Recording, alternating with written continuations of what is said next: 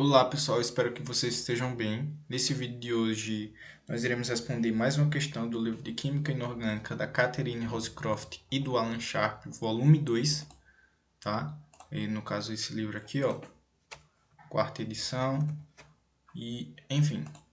É o capítulo 26 que fala sobre as reações e mecanismos de reações de complexos de coordenação. E a questão escolhida é a 26.4, que nos pede o seguinte, como está grifado aqui em azul.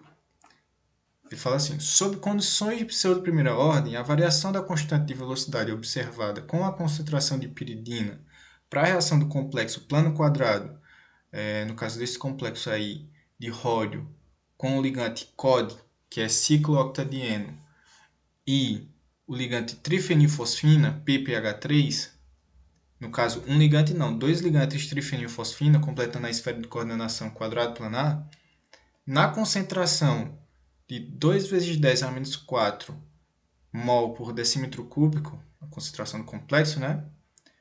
Com a piridina é a seguinte, ele mostra a variação da concentração de piridina e a constante observada para cada valor dessa concentração. Tudo bem? Constante de velocidade. Aí ele nos pede aqui embaixo. Mostre que os dados são consistentes com o avanço da reação por meio de duas rotas competitivas. Indique quais são esses caminhos reacionais e determine os valores das constantes de velocidades para cada um deles. Beleza? Então, eu fiz aqui um esquema para buscar explicar, né, a resolução dessa questão. Peço perdão pelo número de informações, mas espero que dê para entender. Tá? Inicialmente, eu quis trazer como ligante ciclooctadieno se liga ao ligante ao íon metálico, né? Então temos aqui uma imagem, tá? A gente pode ver que é um ligante bidentado e ele se liga através das ligações π, tá? A gente pode perceber que ele se liga através das ligações π, é um composto orgânico, então por isso através dessas ligações π, ele é considerado um ligante organometálico, tá? E aí nós temos também outros dois ligantes que é a trifenilfosfina, que eu tentei desenhar aqui, tá? Com esse pH3, né? pH3 temos 3 pH, que no caso é um anel aromático. Aqui em cima estou representando isso, tá? E aí ele está reagindo com a piridina, formando esse complexo aí em que se substitui o ligante PPH3 pelo ligante piridina, tudo bem? E aí ele nos pede para a gente justificar essas duas rotas competitivas. Para complexos quadrados planares, baseando-se também nos livros, não algo que eu estou falando simplesmente, tá? Como a gente pode ver aqui, ó, temos diferentes rotas para o complexo, né? Para a formação do complexo. Aqui, ó, indicando que a reação transcorre simultaneamente por duas rotas. Tudo bem? Então, só explicando essas duas rotas, a primeira rota envolve um mecanismo, entre aspas, dissociativo. Por que entre aspas?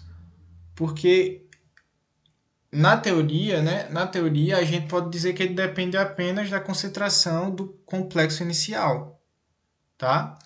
Só que a gente não é para considerar apenas isso, porque envolve a participação do solvente, como está aqui escrito em vermelho, tudo bem? Onde eu estou escrevendo aqui.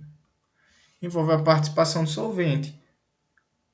E aí, como é que funciona? Inicialmente, a gente tem o complexo metálico dissolvido, né, na solução, a gente coloca a concentração de piridina lá e vamos esperar a substituição.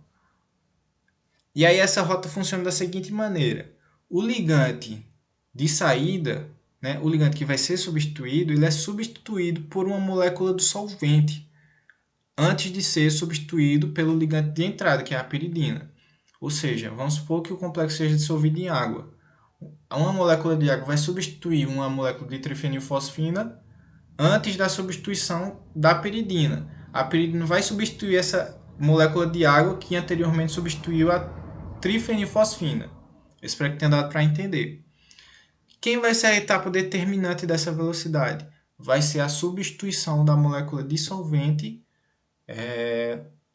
pelo ligante de saída. Tá? A substituição da piridina vai ser uma etapa mais rápida e não vai ser determinante na reação. Ou seja, a etapa determinante vai envolver a substituição por uma molécula dissolvente. Tudo bem? E por que a gente não representa a concentração do solvente na lei de velocidade? Porque a gente pode considerar que, como é o solvente, essa reação está sob condições de pseudo-primeira ordem. E o que é isso? É quando a concentração do ligante de entrada, né, do nucleófilo, ela está muito mais alta do que a concentração do complexo inicial. Isso faz com que, mesmo que uma pequena parte do ligante de entrada reaja com um complexo, que tem uma concentração bem menor, a variação da concentração do ligante de entrada vai ser ínfima, vai ser quase nada, comparando com o seu valor inicial. Tudo bem? Então, essa é a ideia de uma reação de pseudo-primeira ordem. E no caso do porquê, e aí no caso, como é o solvente, né, vamos supor que seja água, né, o complexo esteja dissolvido em água, aí ocorre a substituição com a molécula do complexo, a concentração de água vai mudar quase nada, tá? E aí, como não vai mudar, essa concentração vai permanecer um valor constante. Então, ela vai ser uma outra constante da sua velocidade de substituição multiplicado pela própria concentração do ligante do solvente, né, que é o ligante de entrada nesse caso, nessa rota. E aí ela se torna a constante K1, que vai ser um valor constante, né, multiplicado pela concentração do complexo, tudo bem? Então vai ser basicamente dependente apenas da concentração do complexo, ok? Porque está em condições de pseudo-primeira ordem. E temos uma outra rota associativa, que envolve a formação de um intermediário com número de coordenação maior antes da substituição, beleza? Que no caso eu trouxe aqui um exemplo, ó. Por exemplo, o associativo tem um metal, 3 ligantes L e um ligante X. O intermediário vai ter um número de coordenação maior, né? Aqui nesse caso, o número de coordenação é igual a 5. Inicialmente tinha 5, tinha 4, aliás, número de coordenação 4. E finaliza com 4, mas o intermediário tem um número de coordenação maior, porque o solvente, o ligante de entrada, está ali coordenado. Tá? Já o dissociativo envolve um número de coordenação menor, né?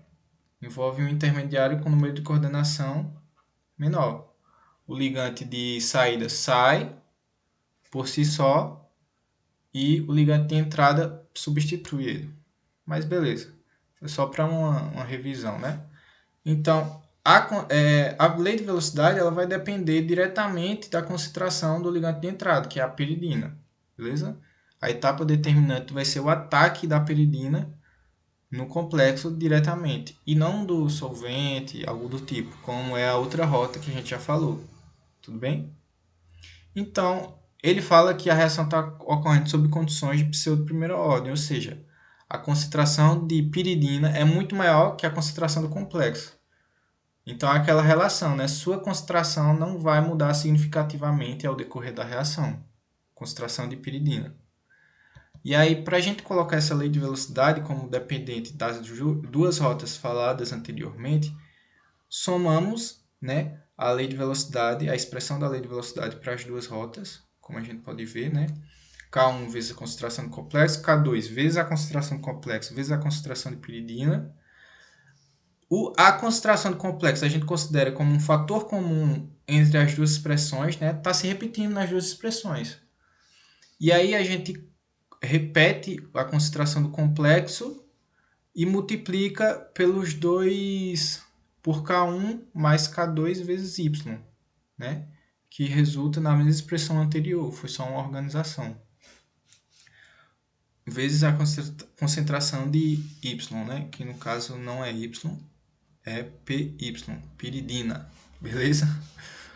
Como a concentração de piridina varia quase nada, esse aqui é um V, tá? V, A. Varia quase nada. Esse valor aqui total, deixa eu colocar de vermelho.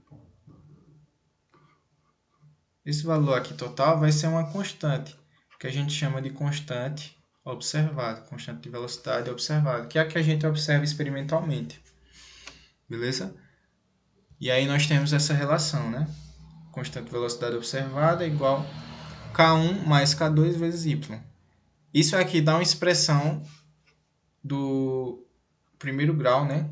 Uma função do primeiro grau, que a gente tem f de x, ou y, né? Igual a x mais b, né? E aí, nós podemos colocar um gráfico da concentração de piridina com a constante de velocidade observada e ver que essa é uma relação linear, né? Com base nessa expressão, nessa relação aqui, K1 mais K2 igual a concentração de piridina. Tudo bem?